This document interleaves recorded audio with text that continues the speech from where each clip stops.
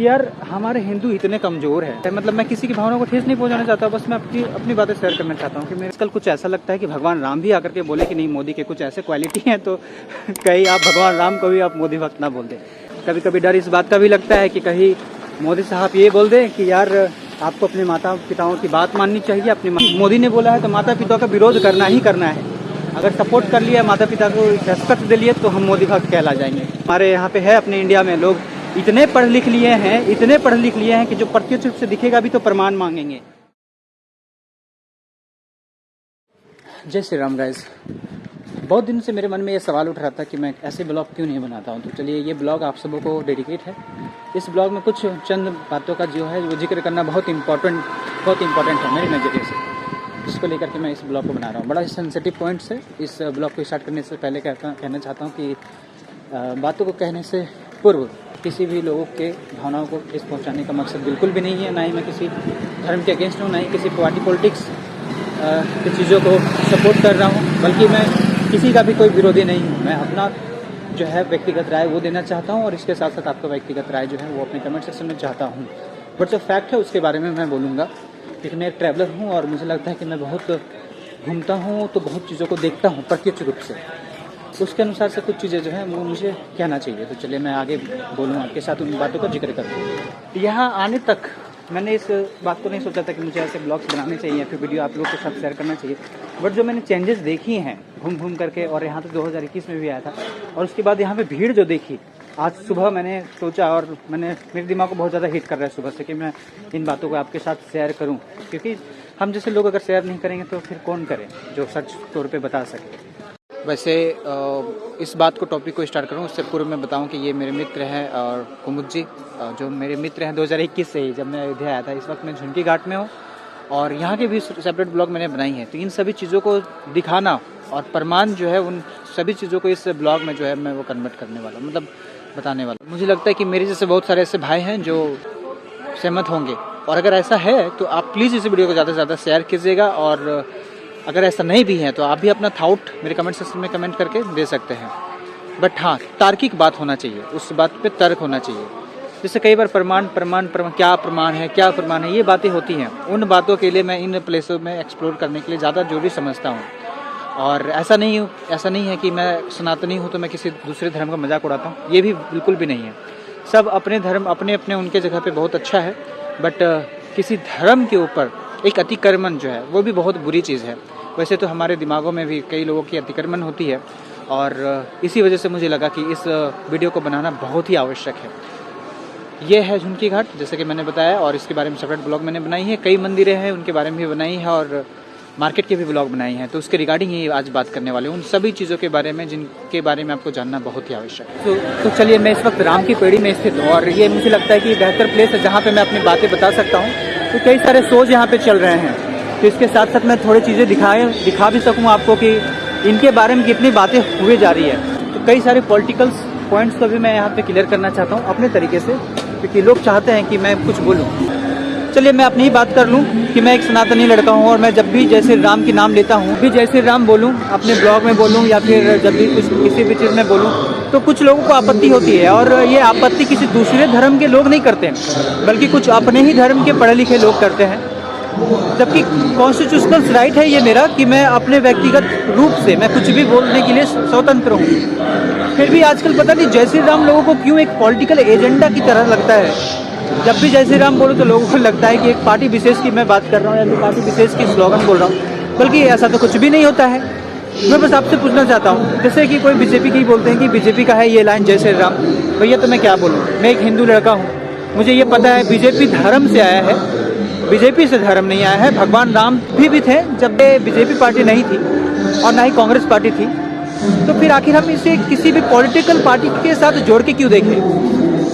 ये लोगों को अब समझना चाहिए कि 2024 में हम प्रवेश कर चुके हैं, जहाँ पे आपको अपनी कॉन्स्टिट्यूशनल राइट भी समझ में आ गई है 75 साल बाद। तो उस काल में भी जब कोई अपने चीज़ों के लिए कुछ करता है, बोलता है, तो उसमें से किसी को आपत्ति नहीं नहीं होनी चाहिए, बट ये चीज़ें होती है अमूमन, ये मुझे बुरा लगा। और सिर्फ मुझे लगता है कि आपके मेरे साथ नहीं बल्कि आप सबों के साथ भी हो। और अगर ये मेरी व्यक्तिगत आस्था है तो इससे किसी को प्रॉब्लम नहीं होनी चाहिए। थोड़ी ये बातें गलत लगती है कि जब भी आप जय श्री राम बोलो तो लोग नोटिस करें, नहीं नहीं तुम तो बीजेपी। अरे भैया मैं हिंदू हूँ, तो व्यक्तिगत मेरा आस्था है और मैं जय श्री राम बोलूँगा। आज भगवान राम से इंस्पायर होकर के मैं पूरा झारखंड की पैदल यात्रा पे निकला था और अपने त्याग समर्पण बिल्कुल मैंने उनसे सीखा है कि क्या त्याग और क्या समर्पण होना चाहिए। तो कुछ चीज़ें तो सीखी है मैंने, तो मैं जय श्री राम बोलता हूँ। और मैं भी हिंदू हूँ, अपनी फैमिली में मैंने वो संस्कार पाया है, तो इसमें क्या बुराई है? मुझे नहीं लगता कि इसमें कोई बुराई होनी चाहिए। मतलब ये मुझे हद हो गई लगा है कि जब भी आप भगवा कलर के कुछ पहनो लोग आपको बीजेपी वाले समझ लेंगे, जब भी आप जय श्री राम बोलो तो बीजेपी वाले समझ लेंगे, जब भी आप कुछ ऐसा करो जो अपने धर्म और अपनी आस्था से जुड़ा हुआ है तो फिर लोग बीजेपी समझ ले, बीजेपी वाले समझ ले, फिर कोई कुछ और भी बोल ले, कुछ अनाप शनाप, जो चीज़ सुटेबल नहीं होता है। मेरा ये मानना है गाइस कि कॉन्स्टिट्यूशनल राइट है हमारा कि हम चाहे मर्जी जो पहने। जब मैं किसी दूसरे लड़के लड़कियों के चीज़ों पे कमेंट्स करने नहीं जाता हूँ तो कोई मेरे चीज़ों पे क्यों हमला बोलेगा?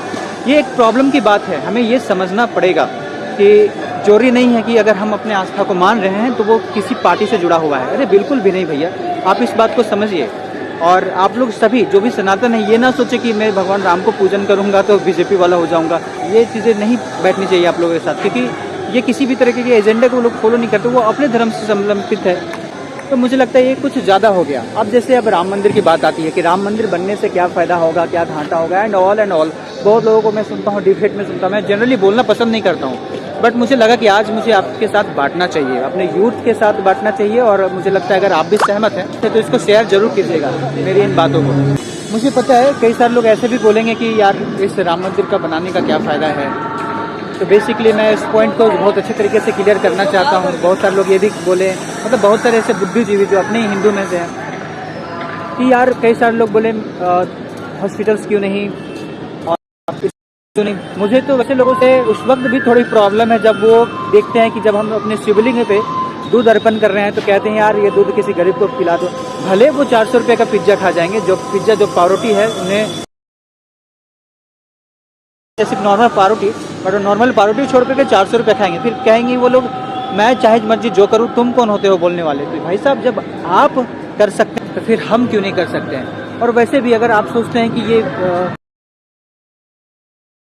मैनिफेस्टो में था, आप ऐसा क्यों नहीं करते हैं? आप ही खुद बाहर निकल करके आप प्रोटेस्ट में क्यों नहीं लग जाते हैं? आप अपने जान को गंवाने में क्यों नहीं लग जाते हैं कि नहीं यहाँ पे मंदिर नहीं, यहाँ पे स्कूल बनना चाहिए, यहाँ पे हॉस्पिटल्स बनने चाहिए।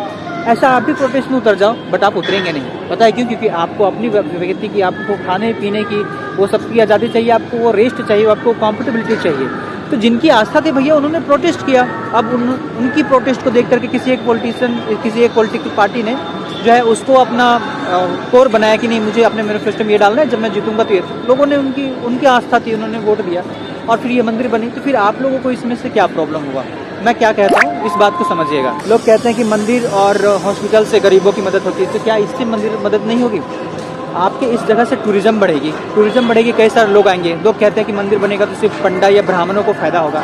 किस तरह की बात करते हैं आप? क्या आप पढ़े लिखे हैं? अगर आप ऐसी बात करते हैं तो आप मेरी बात को थोड़ा सा बताइएगा जरूर। राम मंदिर बन रही है, चाहे मर्जी कृष्ण मंदिर बनी, किसी एक जगह पे बनी, उस जगह का समूचे रूप से डेवलपमेंट हो रहा है। आप कहेंगे क्या डेवलपमेंट हो रहा है? सड़कें बनी, आकर के देखो, सड़कें बनी तो उसमें गाड़ियाँ चलेंगी। आप कहते हैं मंदिर बनने से ब्राह्मण की बेनिफिट होगी। देखिए मैं किसी के अगेंस्ट में नहीं हूँ, मैं उस थॉट के अगेंस्ट में हूँ। इस बात को समझने की कोशिश कीजिएगा, क्योंकि मैं ट्रैवलर हूँ, मैं घूमता हूँ और मुझे इस बात का बड़ा ये है लॉजिकल मैं देख रहा हूँ, नोटिस कर रहा हूँ। तो मैंने सोचा कि मैं बताऊँ, अगर सड़क बन रही है, उस सड़क से लोग यहाँ पे आ रहे हैं अपने गाड़ियों की मदद से। अब जो गाड़ियाँ खराब हुई, इनके टायर खराब हुए, तो पंचर बनाने के लिए ब्राह्मण तो नहीं है। यहाँ 2021 में मैं लास्ट टाइम आया था, उस टाइम इतनी भीड़ भाड़ कुछ नहीं थी। आप सोचिए, अंदाज़ा लगाइए, उस टाइम जनरल थाली का रेट यहाँ पे 60 रुपये था, आज है 100 रुपया। लोग कहेंगे महंगाई बढ़ गई। अरे नहीं भैया, उनको एक मौका मिला है जब वो अपनी स्थिति को सुधार सके। टूरिस्ट यहाँ पे आएंगे तो जाहिर सी बात है हर तरह के लोगों को उनके अनुसार से उनके व्यवसाय में वो जो वृद्धि होगी ये निश्चित रूप से है। कभी भी डेवलपमेंट, जो विकास नाम का चीज़ है, वो कभी भी किसी के जाति और धर्म नहीं देखता, ना ही नाम दिखता है और ना ही वो छोटा और बड़ा दिखता है। वो जिस स्तर से है उस स्तर की चीज़ें अगर वहाँ पे रिक्वायरमेंट है तो उस रिक्वायरमेंट के लिए आपको वो कॉल करेगा निश्चित रूप। जैसे एक एग्जाम्पल के लिए मैं इस सड़क पे आया हूँ, राजपथ कहते हैं इसको। आपके साथ इस बात को शेयर करना चाहता हूँ कि देखिए जो ये चीज़ें बनी हुई हैं, क्या आपके अनुसार से फिजूल चीज़ें हैं? अगर ये बनी हुई तो किन्होंने बनाया? ब्राह्मणों ने बनाया। इनको बनाने वाले कारीगर बनाए, उनका कोई जाति धर्म नहीं देखा जाता है। बिना जाति धर्म देख करके सिर्फ उनकी कला को देख करके इस काम के लिए उसको हायर करते हैं, है ना। तो इसको हायर किया गया, जाहिर सी बात उसको पैसे भी दिए होंगे। इस खूबसूरत कला देखिए कितने सारे। पंजाब से अंकल? अच्छा, आप दिल्ली से? दिल्ली और पंजाब वाले अंकल और भैया देखिए। नामधारी संघर्ष श्री सतगुरु दलीप सिंह जी के आदेश के अनुसार अच्छा जी, यहाँ पे अयोध्या में आए हैं। अच्छा जी। और पूज्य रामचंद्र जी महाराज जी के खुशी में यहाँ पे 13 जनवरी से लेकर 28 फरवरी तक भंडारा लगाया जा रहा है हनुमान किला में। अच्छा वहाँ पे हमारा जोजन है, जो कल से भंडारा शुरू होगा। जरूर जी जरूर, सभी पधारेंगे। जय श्री राम। चलिए, थैंक यू सो मच। देखिए कितने बड़े बड़े लोग मिलते हैं जो जिनकी बहुत आस्था है, और लिटरली वो बता रहे थे कि जिन सेवा संस्थान से वो जुड़े हुए हैं वो मानवता का काम करती है। तो ये सेवा सिखाती है धर्म, और धर्म के हेतु उस धर्म के नायक के लिए अगर कुछ ऐसी चीज़ें बनती है तो किसी को क्या प्रॉब्लम होनी चाहिए। ठीक है, तो मैं बता रहा था कि ये जो चीज़ें बनी हैं, इतने सुंदर सुंदर से डेकोरेशन हुए हैं यहाँ पे, क्या उसको सिर्फ ब्राह्मण किए हैं, बल्कि सभी जात धर्म के लोग जो भी इस कला से संबंधित हो गए उन्होंने आके किया है, और बदले में उसको पैसे भी मिले होंगे। ऐसा नहीं कि उसको सिर्फ मुफ्त में करवा लिया गया होगा। तो इस बात को समझने की कोशिश कीजिए कि अगर आपके अंदर में कला है तो उस कला को दाम भी मिलेगा। जैसे कि मैं मार्केट की बात कर रहा था, देखिए इस मार्केट में कई सारे लोगों की दुकानें हैं। तो क्या सिर्फ कोई एक पर्टिकुलर रिलीजन से है या फिर कोई एक पर्टिकुलर कास्ट से है? अरे नहीं यार, इसी प्रकार इस बात को समझा जा सकता है कि गरीबी और डेवलपमेंट, मतलब पुअरिटी और डेवलपमेंट को किसी भी रिलीजन या किसी भी कास्ट से कोई मतलब नहीं होता है। तो जब उससे कोई मतलब नहीं होता तो हमें किस प्रकार से मतलब हमने क्यों बांध के रखा है कि नहीं वो उसका काम है या इसका। लॉजिकल मुझे भी एक प्रॉब्लम है कि 22 तारीख को प्राण प्रतिष्ठा जो हो रही है वो नहीं होनी चाहिए थी। वो इसलिए क्योंकि भगवान राम का जो मंदिर है वो पूर्ण रूप से बना नहीं है, और जब तक पूर्ण रूप से कोई कार्य नहीं हो जाए तब तक वहाँ पे प्राण प्रतिष्ठा नहीं होना चाहिए।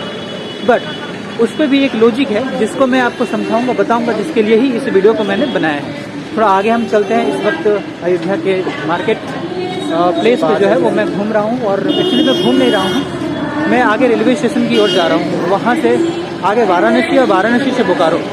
इस वक्त मैं फैजाबाद बस स्टैंड में। तो ऐसे ही करके धीरे धीरे करके मैं इस ब्लॉग को आगे बढ़ाता जाऊँगा। जैसे कि आप उत्तर प्रदेश परिवहन निगम देख रहे हैं, इस फील्ड में भी काफ़ी बसें बढ़ जाएंगी, जैसे एसी बस हो गए या फिर इलेक्ट्रॉनिक बस हो गए। ऐसे एक मैंने बस स्टैंड को भी आपको दिखाया एक ब्लॉग में, सेपरेट ब्लॉग बना करके, एक रेलवे स्टेशन को भी दिखाया सेपरेट रेलवे स्टेशन दिखा कर। तो ये सारी चीज़ें क्या कर रही है, कहीं ना कहीं रोजगार ही तो पैदा कर रही है। सिर्फ एक मंदिर बना, उस मंदिर के वजह से इतने सारी चीज़ें, इतने सारे डेवलपमेंट हुए। होटल्स भी कई सारे बढ़ गए हैं। अब मैं उन होटलों को दिखा नहीं सकता क्योंकि यार कुछ को लगेगा कि मैं प्रचार प्रसार कर रहा हूँ उनका। तो इतने सारे होटल्स बढ़ गए हैं यार अयोध्या नगरी में, मतलब जिन जगहों में घर हुआ करते थे उन जगहों में आज बड़े बड़े होटल्स हैं। तो उन होटलों में वहाँ के लोकल लोगों को भी तो रोजगार मिलेगा। इसके साथ साथ करोड़ों हिंदुओं का आस्था था यार, आस्था का विषय था। जैसे कि अभी आपने देखा कि एक पंजाबी फैमिली आई वहाँ से, आखिर अगर वो धर्म नहीं पढ़ते या नहीं समझते, नहीं जानते थे कि आज धर्म के रास्ते पे चल पाते, तो धर्म सिखाती है आपको इंसान। समय तकरीबन 3:30 बज रहा है और हम पहुँच गए हैं वाराणसी में। अब वाराणसी से जो है ट्रेन थोड़ी लेट है, तो ट्रेन जो है टाइम पे पकड़ा जाएगी। यूपी रेलवे स्टेशन का एक नॉर्मल सा कॉर्नर। आप यहाँ पे देखिए, यहाँ पे कितनी भीड़ है, तो सोच सकते हैं आप अयोध्या में कितनी भीड़ होगी। हाँ, तो फाइनली मैं बोकारो पहुँच गया। चलिए तो हम टॉपिक को कंटिन्यू रखते हैं। मैं आपसे बात कर रहा था कि ये डेवलपमेंट के भी काम हो रहे हैं। मैं ऐसा नहीं कह रहा हूँ कि कुछ चीज़ें बुरी नहीं हो रही है, ज़रूर हो रही है, और उसके लिए कॉन्स्टिट्यूशनल राइट है आपका कि आप उसका विरोध करो। मतलब मैं ये कह रहा हूँ कि आप अच्छे कामों का सपोर्ट करो, और जो काम लग रहे हैं कि नहीं ये सच में गंदी है, तो यार उन चीज़ों को विरोध करो, कॉन्स्टिट्यूशनल राइट है आपकी। बट संवैधानिक तौर पे जो है वो संवैधानिक तरीके से विरोध करो। यार मेरी बात एक तरीके से समझने की कोशिश करो।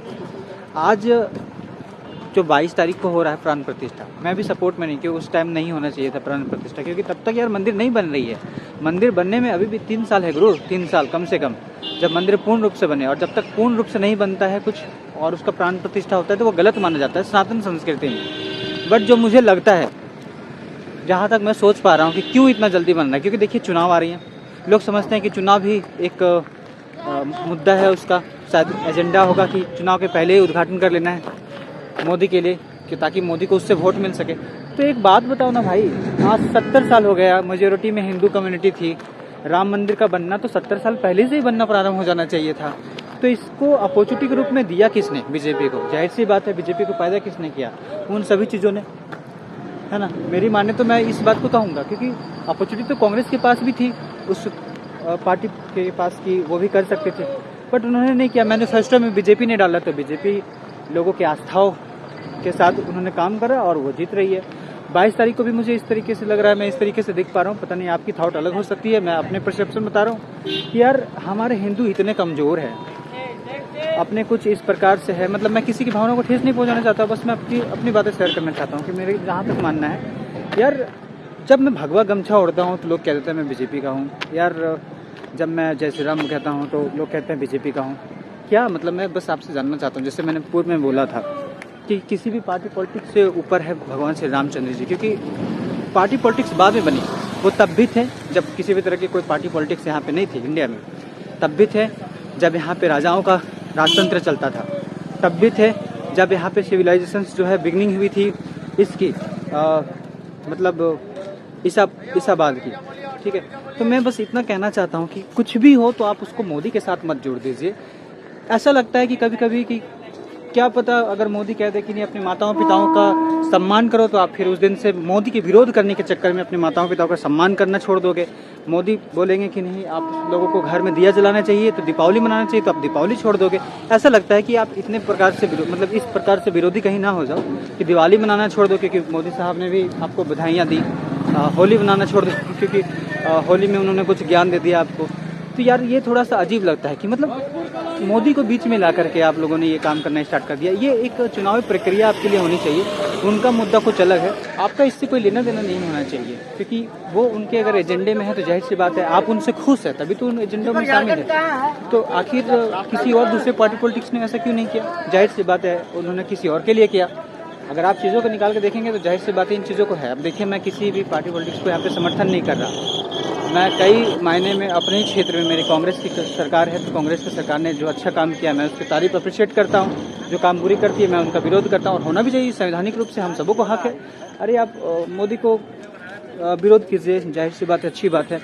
आप उन चीज़ों का विरोध कीजिए जो आपके लिए सही नहीं है, ये बहुत अच्छी बात है, संवैधानिक हक है हमारा। बट अगर ऐसा लगता है कि इस प्रकार से आप नफरत करने लगे किसी एक पर्सन से, जो अगर जय श्री राम बोले तो आप भगवान राम को मानना बंद कर देंगे, क्योंकि अमूमन मैं इस मोमेंट्स को देख रहा हूँ और बड़े डिटेल तरीके से देख रहा हूँ, मुझे खुद भी हर्ट होता है। मैं व्यक्तिगत रूप से अपना जब धर्म फॉलो करता हूँ तो कुछ लोगों को लगता है कि मैं यार मोदी भक्त हूँ। मैं मोदी भक्त क्यों रहूँगा? मोदी पहले है, मैं यार राम पहले हैं भैया, मैं भगवान राम से आता हूँ, मोदी से नहीं आता हूँ।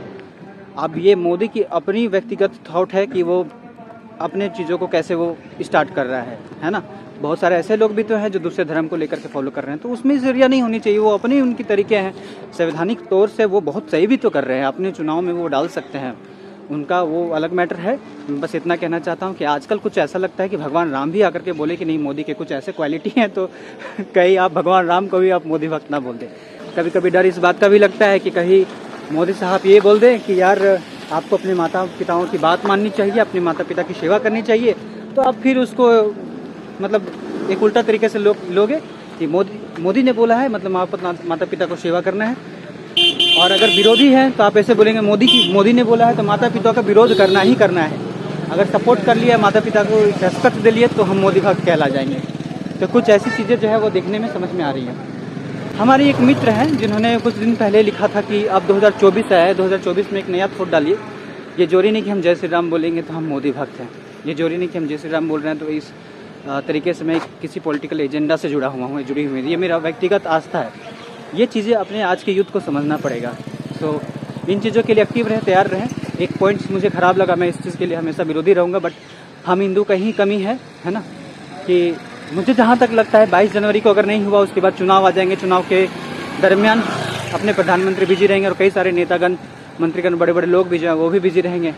तो बिजी रहने की वजह से शायद वो मंदिर परिसर में वो प्राण प्रतिष्ठा के लिए ये ना हो पाए, क्या पता चुनाव हार जाएं। जैसे कि हमारे यहाँ पे है अपने इंडिया में लोग इतने पढ़ लिख लिए हैं कि जो प्रत्यक्ष रूप से दिखेगा भी तो प्रमाण मांगेंगे। तो क्या कुछ भी हो सकता है भैया, क्या पता सेंटर में फिर से आए कि नहीं आए बीजेपी, है ना।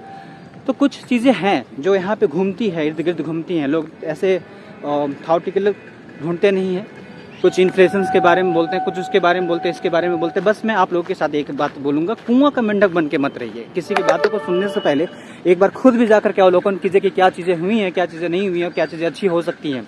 दिमाग खोलिए, बाहर घूमिए। दैट्स वाई मैं हमेशा बोलता हूँ कीप फ्लाइंग कीप लर्निंग। चलिए अब इस ब्लॉग को हम एंड करते हैं। सेंसिटिव पॉइंट्स था, पर मैंने आप लोगों से पहले भी बोला कि इस वीडियो को पूरा देखें और उसके बाद अपने थॉट्स जो है मेरे कमेंट सेक्शन में कमेंट करें। ठीक है, मिलते हैं जल्द ही, तब तक के लिए जय श्री राम।